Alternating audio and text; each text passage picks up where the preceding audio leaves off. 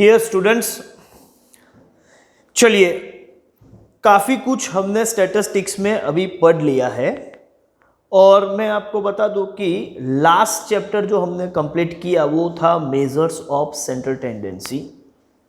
अब central tendency तो एक आपको मालूम है कि एनालिसिस टूल है, लेकिन सिर्फ यही एक एनालिसिस टूल नहीं है। स्टैटिस्टिक्स का मतलब आप सबको मालूम है, it is a collection, organisation, presentation, analysis and interpretation of numerical data.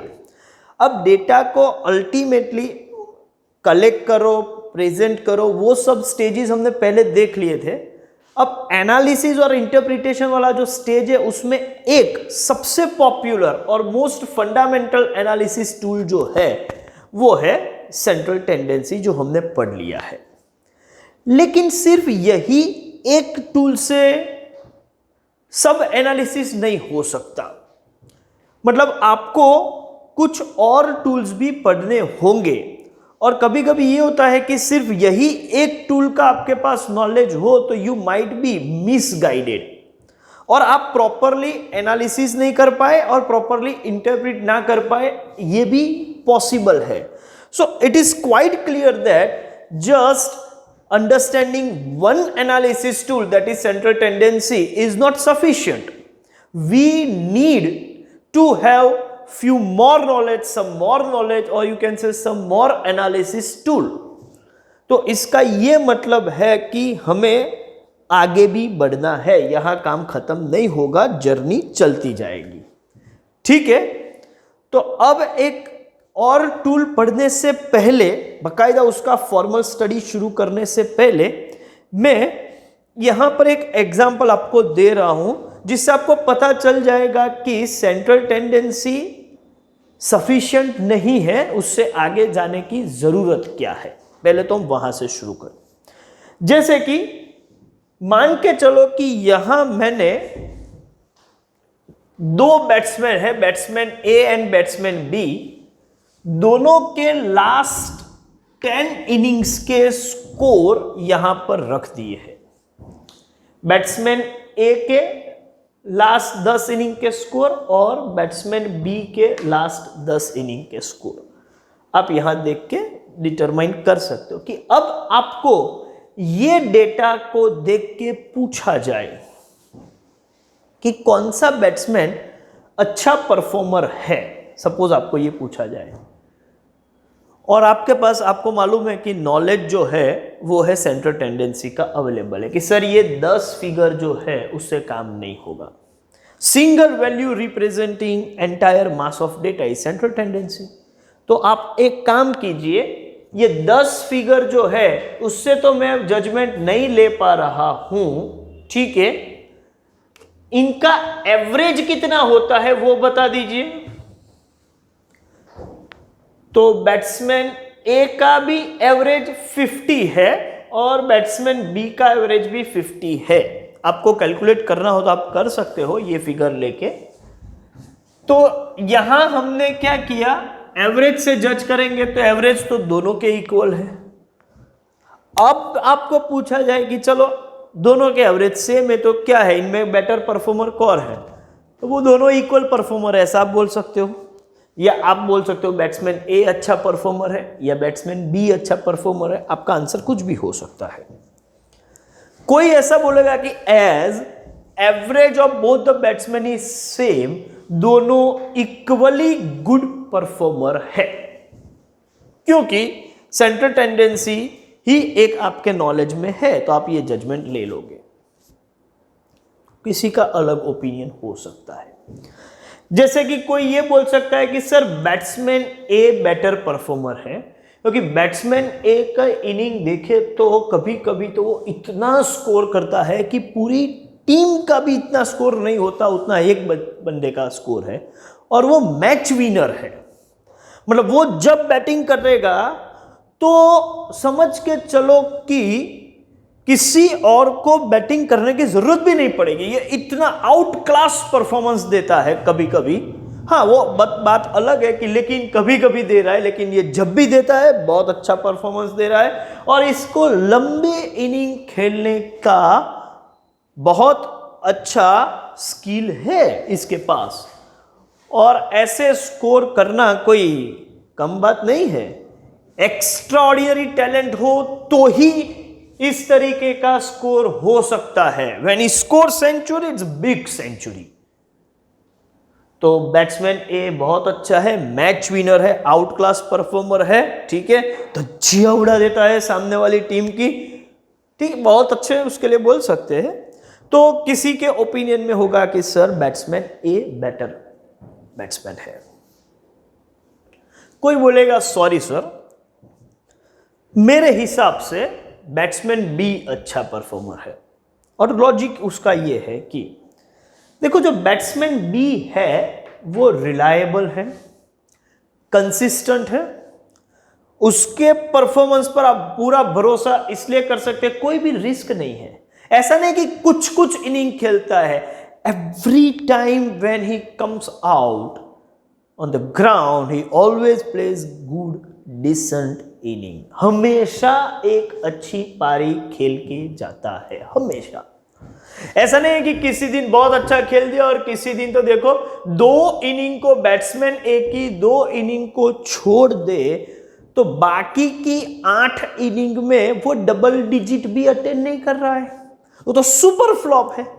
कभी कभी खेल जाता है तो बहुत रिस्की है, उस पर भरोसा कैसे करें, लेकिन ये रिस्की नहीं है, ये भरोसेमंद खिलाड़ी है और इसका एवरेज भी अच्छा है।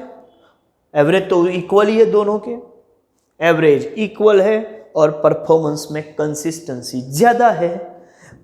ये कभी कभार खेल लेता है लेकिन 10 में से 2 मैच में खेल रहा है, ये एवरेज ये 2 की वजह से है। बाकी ये 2 इनिंग को, ये एक्सट्रीम इनिंग को निकाल दे जो हमेशा नहीं होती है, ये मैजिकल इनिंग कभी कभी होती है, जिंदगी में हर बार ये नहीं होगा। तो इसका परफॉर्मेंस एवरेजली देखा जाए तो 10 रन भी नहीं होगा और इतना पुअर बैट्समैन है, जबकि ये क्लासिक बैट्समैन है, हमेशा स्कोर करता है, कंसिस्टेंट परफॉर्मेंस देता है, रिलायबिलिटी बहुत ज़्यादा है और अपनी टीम के लिए एक भरोसेमंद खिलाड़ी के तौर पे उभर के आ गया है। तो मेरे ओपिनियन में, मतलब जो स्टूडेंट्स कोई अपना ओपिनियन दे रहा है उसके ओपिनियन से देखा जाए तो ये अच्छा बैट्समैन। देखो तीनों के अपने अपने लॉजिक है, कोई बोल रहा है दोनों इक्वल है, कोई बोल रहा है बैट्समैन ए अच्छा है, कोई बोल रहा है बैट्समैन बी अच्छा है। अच्छा, किसको अच्छा बोलना किसको बुरा बोलना अल्टीमेटली ये सब्जेक्टिव मैटर है, पर्सन टू पर्सन ये चेंज हो सकता है। मेरे एंगल से क्या होगा वो तुम्हारे एंगल से अलग हो सकता है।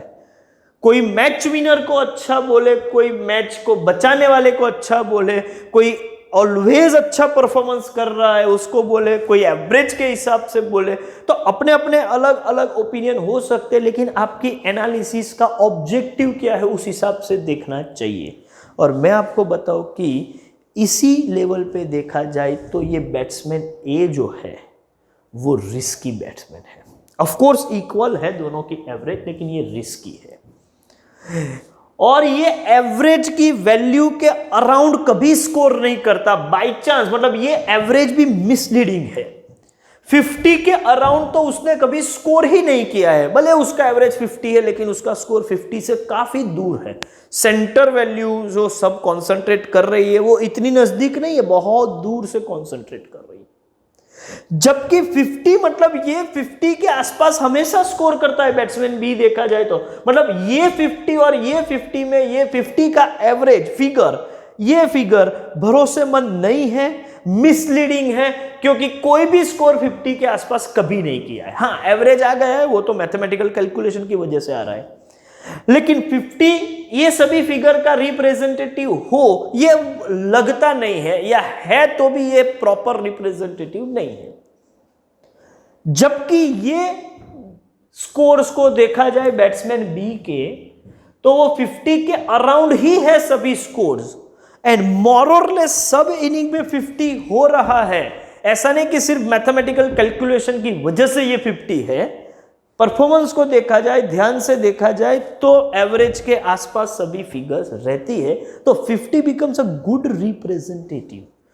तो सेंट्रल टेंडेंसी का कोई भी मेजर या कोई भी वैल्यू याद रखो, भरोसेमंद है कि नहीं वो कैसे डिटरमाइन होगा, इसका मैं सिंपल सा एग्जांपल दे दूं कि ये बैट्समैन ए का जो 50 है ये सेंट्रल वैल्यू है, इसको सभी वैल्यू कॉन्सेंट्रेट करती है single value representing entire mass of data और single value around which all other values tend to congregate और कॉन्सेंट्रेट, ये 50 है।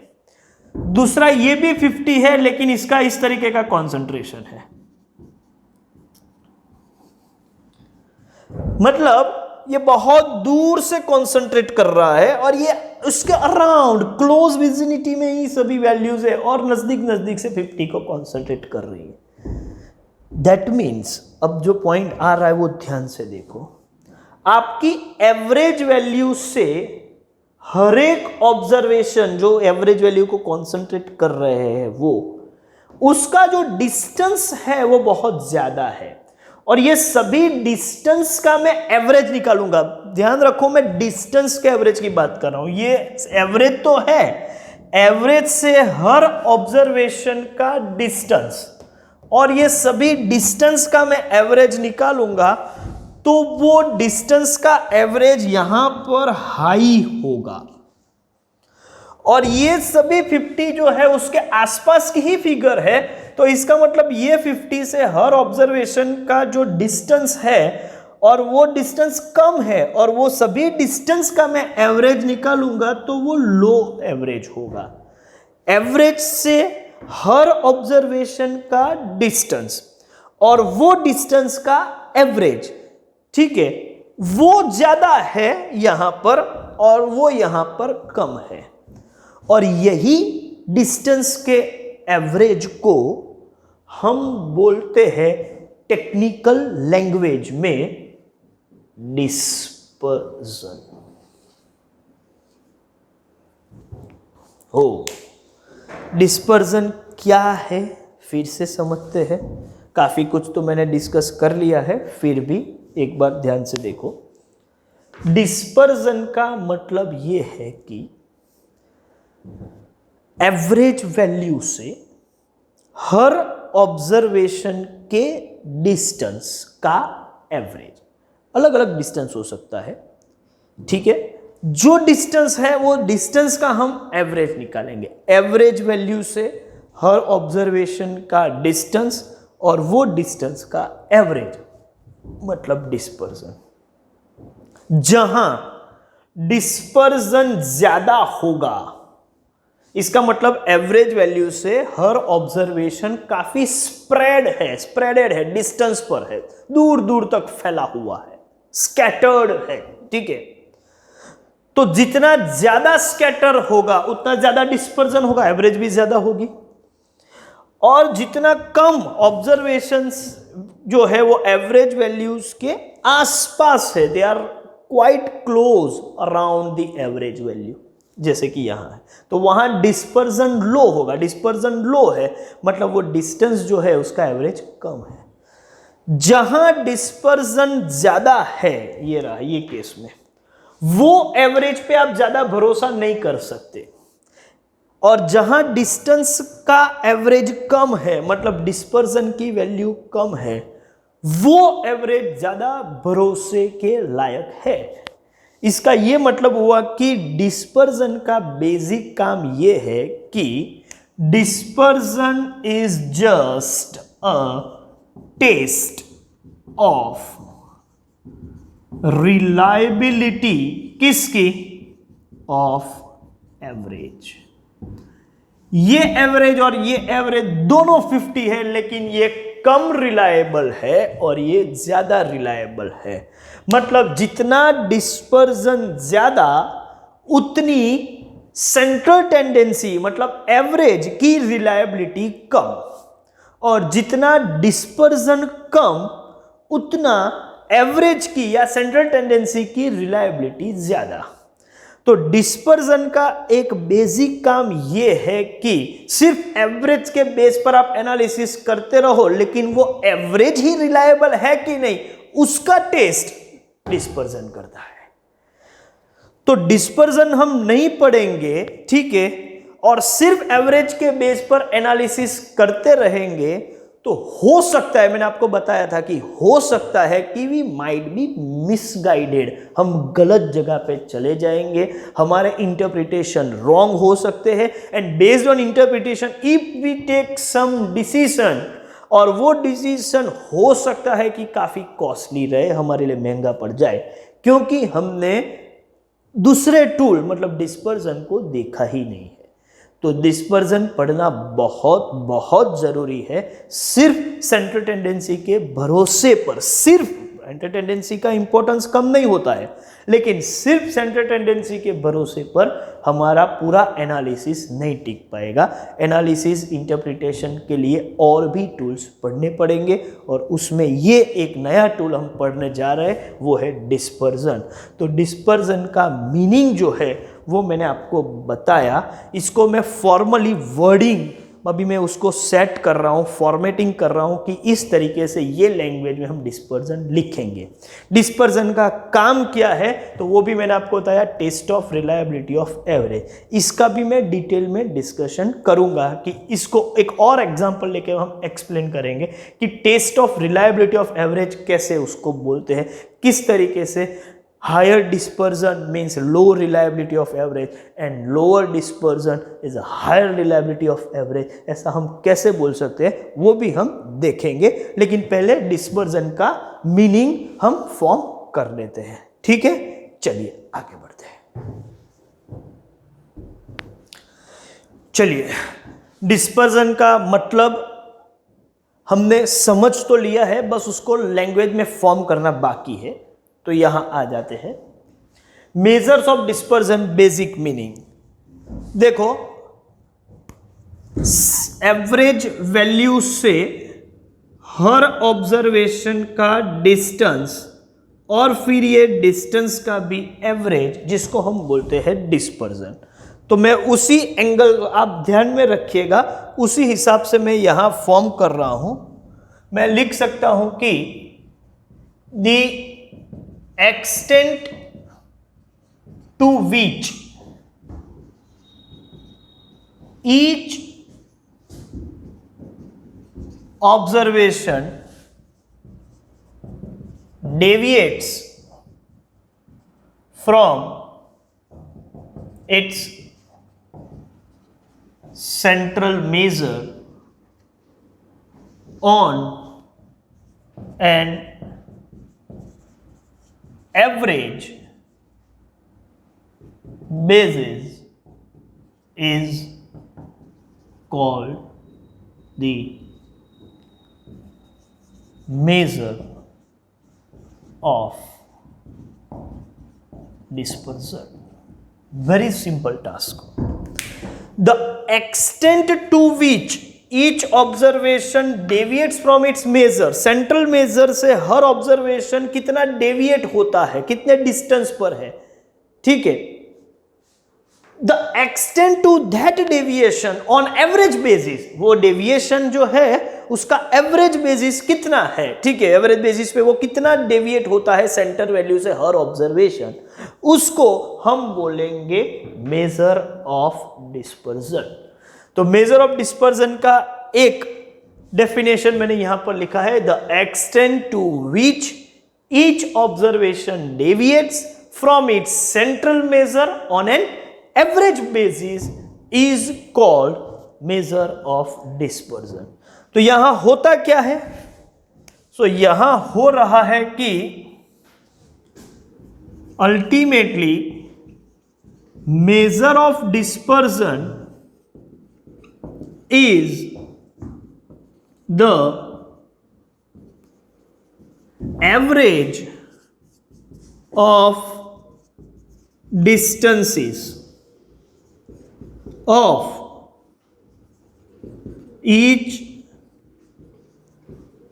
observations. It is average of distances of each observation कहां से लिया हुआ? From the average value. ये average मतलब सेंट्रल टेंडेंसी की जो एवरेज वैल्यू को हम सेंट्रल टेंडेंसी का मेजर बोल सकते हैं, वहां से हर ऑब्जर्वेशन का डिस्टेंस और उसका भी एवरेज करो तो वो मेजर ऑफ डिस्पर्जन हो सकता है। वही चीज मैंने अलग लैंग्वेज में लिखी है, कोई नया काम नहीं किया है। Major of dispersion is the average of distances of each observation from the average value. Average value से हर ऑब्जर्वेशन का डिस्टेंस और वो डिस्टेंस का भी average means major of dispersion.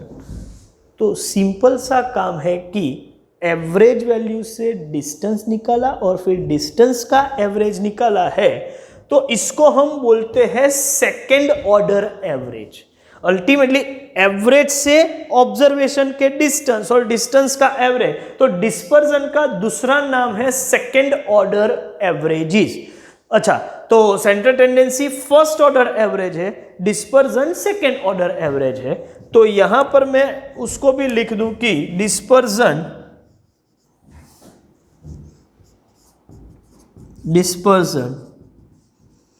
Is also known as second order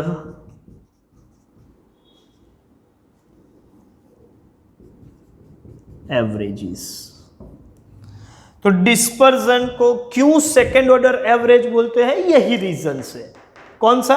average तो central tendency first order average है। First order जो एवरेज है वहां से हर डिस्टेंस का एवरेज निकालेंगे, हर ऑब्जर्वेशन के डिस्टेंस का एवरेज निकालेंगे। एवरेज से ऑब्जर्वेशन से डिस्टेंस का एवरेज, तो दूसरी बार हमने एवरेज इसकी वजह उसको बोलते हैं second order averages.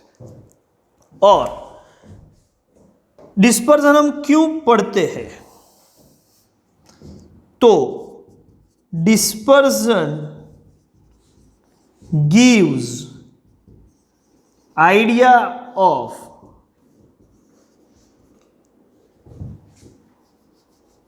scatterness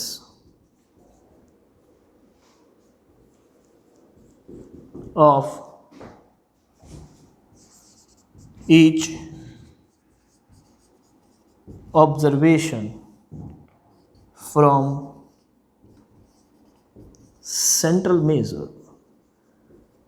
central measure से हर ऑब्जर्वेशन कितना फैला हुआ है एवरेज बेस पर, ऑन एन एवरेज फैला हुआ कितना है, स्कैटरनेस कितना है एवरेजली, वो हमें पता चलता है डिस्पर्जन से।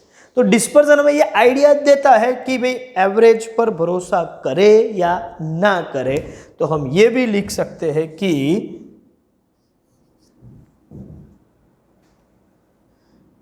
dispersion is the test of reliability of an average।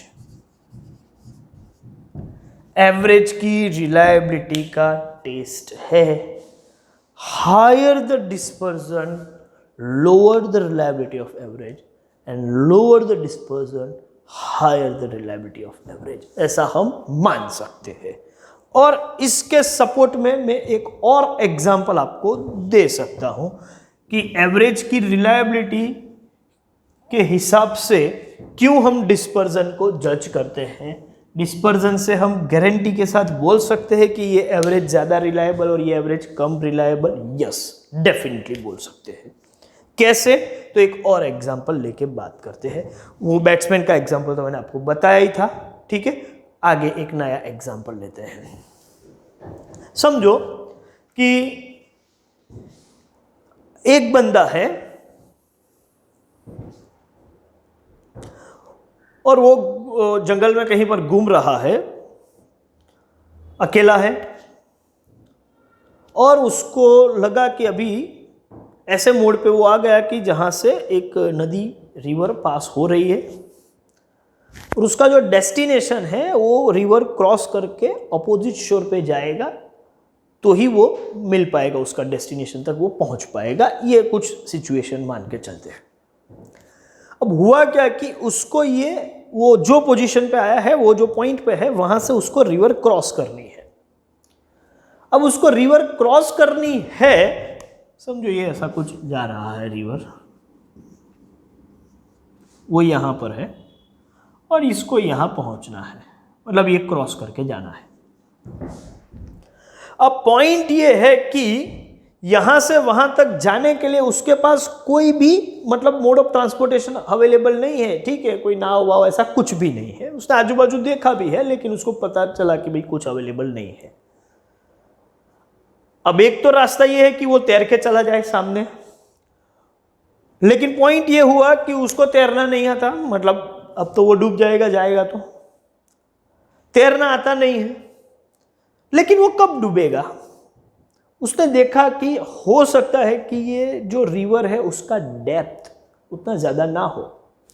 मान के चलो कि ये जो बंदा है, ठीक है, उसका हाइट 6 फीट है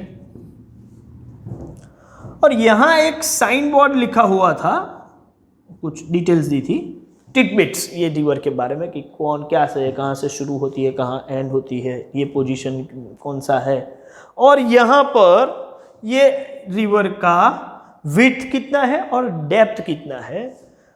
तो यहां ऐसा लिखा हुआ था साइन बोर्ड पे कि average depth of the river is 3.5 feet. यहां पर लिखा है एवरेज इज 3.5 फीट। अब ये बंदा सोच रहा है कि भाई मेरी हाइट तो 6 फीट है, आराम से मैं चलते चलते भी निकल जाऊं तो भी 3.5 फीट है, तो मैं कभी भी डूबने वाला नहीं हूं, क्योंकि मेरी हाइट तो बहुत ज्यादा इससे, तो तैरने की जरूरत ही नहीं पड़ेगी। ठीक है, बहाव इतना ज़्यादा नहीं था, ऐसा मत सोचो कि बहुत बहाव है तो वो आगे चला जाएगा, ऐसा भी नहीं है। ठीक है, फ्लो बिल्कुल शांत है रिवर का, आराम से आप चलते चलते जा सकते हो। शर्त सिर्फ ये है कि आप की हाइट क्या है, 6 फीट और एवरेज डेप्थ 3.5 फीट है। ये सभी कंडीशन को ध्यान में लेते हुए ये डिसाइड करता है कि मैं चलते हुए चला जाऊंगा। अब पॉइंट ये है कि क्या ये चलते चलते चला गया तो वो डूबेगा या बचेगा, वो तो सर हमको क्या पता, लेकिन स्टैटिस्टिकली सोच के आप जजमेंट ले सकते हो कि क्या ये 3.5 की एवरेज के भरोसे पर, ध्यान रखिएगा मेरे शब्द, एवरेज के भरोसे पर क्या ये यहां से रिवर क्रॉस कर पाएगा चलते चलते? तो हो सकता है कि वो डूब जाए। आप ध्यान से सोचो, तो आपने प्रॉपरली एवरेज का चैप्टर भी पढ़ा है, तो आपको मालूम है कि एवरेज का ये मतलब नहीं है कि हर वैल्यू 3.5 है। 3.5 is just a representative value. इसका ये मतलब है कि इस शोर से जब वो चलना शुरू करेगा तो हो सकता है कि पहले तो काफी मतलब डेप्थ हो ही नहीं, उसका टो भी गीला ना हो, फिर वो आगे जैसे जैसे चलता जाएगा वो पानी की डेप्थ बढ़ती जाएगी, इतनी बढ़ जाएगी कभी कभी तो 1 फीट, पहले तो समझ के चलो 2 सेंटीमीटर या 5 सेंटीमीटर भी पानी नहीं था, लेकिन जैसे जैसे वो आगे बढ़ता जाएगा उसकी डेप्थ बढ़ती जाएगी, और जब वो बाहर निकलेगा तब डेप्थ कम होगी, ठीक है, और बीच में बहुत ज्यादा होगी। ये सबका एवरेज 3.5 है। तो इसका ये मतलब है कि वो जो 5 सेंटीमीटर 10 सेंटीमीटर था उसको काउंटर करने के लिए कुछ जगह पर डेप्थ इतनी होगी कि वो 7 फीट 8 फीट 10 फीट भी हो सकती है। हाँ, एवरेज 3.5 बैठ रहा है, तो इसका ये मतलब नहीं कि हर जगह पर 3.5 है। यहां काफी फ्लक्चुएशन, वोलेटिलिटी हो सकती है, मतलब हर वैल्यू एवरेज के करीब होगी ऐसा जरूरी नहीं है, बहुत दूर भी हो सकती है। इसका मतलब यहां डिस्पर्जन कितना है वो हमको मालूम ही नहीं है, लेकिन बहुत ज्यादा डिस्पर्जन है ऐसा सोच भी सकते हैं। और जब तक मालूम नहीं है तब तक हम सीधा रिवर क्रॉस करना अवॉइड कर लेंगे। क्योंकि हमारे पास नॉलेज है स्टैटिस्टिक्स का, इसके पास शायद ना हो तो वो गलती कर बैठेगा। अब वो छोड़ो, ये नदी नहीं है, एक स्विमिंग पूल है, बेबी स्विमिंग पूल जो बच्चों के लिए बनाया हुआ है और जिसका वाटर लेवल जो है वो एग्जैक्टली मेंटेन किया है, हर जगह पर 3.5 है, हर जगह पर 3.5 फीट है। मतलब आप कहीं पर भी चलो 3.5 फीट से ज्यादा, हर जगह पर 3.5। यहां आप गारंटी के साथ बोल सकते हो कि एवरेज 3.5 तो है ही, लेकिन हर वैल्यू भी 3.5 है, कहीं पर भी प्लस माइनस नहीं है।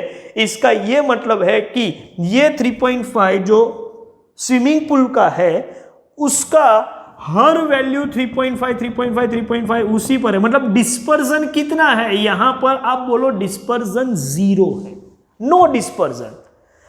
ऑब्जर्वेशन और सेंटर वैल्यू के बीच में कोई गैप ही नहीं है क्योंकि हर वैल्यू 3.5 की है, तो 0 डिस्पर्जन है। यहां पूरा भरोसा कर सकते हैं, अब चलते चलते यहां से यहां, यहां से यहां, जहां जाना है जा सकते हैं, बच्चे भी जा सकते हैं। लेकिन यहां डिस्पर्जन 0 तो नहीं है, कुछ ज्यादा है। तो ये जितना 0 डिस्पर्जन है वैल्यू, तो वहां हाईएस्ट रिलायबिलिटी, ये 3.5 पर मैं पूरा भरोसा करूंगा और ये 3.5 पर मैं पूरा भरोसा नहीं कर सकता। तो जहां 0 डिस्पर्जन वहां हाईएस्ट रिलायबिलिटी ऑफ एवरेज, और जहां 0 से जैसे डिस्पर्जन बढ़ता जाएगा उस हिसाब से रिलायबिलिटी कम होती जाएगी। यहां हाईएस्ट रिलायबिलिटी है और यहां उसके ऑपोजिट कुछ ज़्यादा रिलायबिलिटी है ही नहीं, भरोसा कर ही नहीं सकते, वैसे डिस्पर्जन की वैल्यू भी नहीं मालूम है। तो 0 डिस्पर्जन मतलब lower dispersion higher reliability of average, higher dispersion lower reliability of average, ये मैंने चीजें क्लियर कर दी। ठीक है, इससे आगे और भी एक दो इलस्ट्रेशन लेके मुझे आपको एक्सप्लेन करना है, लेकिन वो हम नेक्स्ट लेक्चर में डिस्कस करेंगे। ठीक है, फर्स्ट कॉन्सेप्ट का लेक्चर जो है, जो अभी हमने खत्म किया है, मतलब ये ऑलमोस्ट एंडिंग वाइंडिंग का पॉइंट ही है कि हम सिर्फ इतना समझना चाहते हैं कि डिस्पर्जन क्या है, उसको हम क्यों पढ़ रहे हैं, उसका मीनिंग और उसको सेकेंड ऑर्डर एवरेज क्यों बोला गया है। ठीक है, और इसके पढ़ाई के जो ऑब्जेक्ट्स हैं वो बेसिक ऑब्जेक्ट सिर्फ यही है कि हम जो पहले टूल पढ़े थे सेंट्रल टेंडेंसी, उस पर कितना भरोसा कर सकते हैं। मुझे लगता है कि डिस्पर्जन ज़्यादा होगा तो भरोसा कम होगा, और डिस्पर्जन कम होगा तो सेंट्रल टेंडेंसी पर हम ज़्यादा भरोसा कर सकते हैं। इतना आपके समझ में आ गया है। तो आज का ये सेशन हम यहाँ पर ख़त्म करते हैं। इसी डिस्कशन को नेक्स्ट लेक्चर में आगे ले जाएंगे। Okay, thank you very much.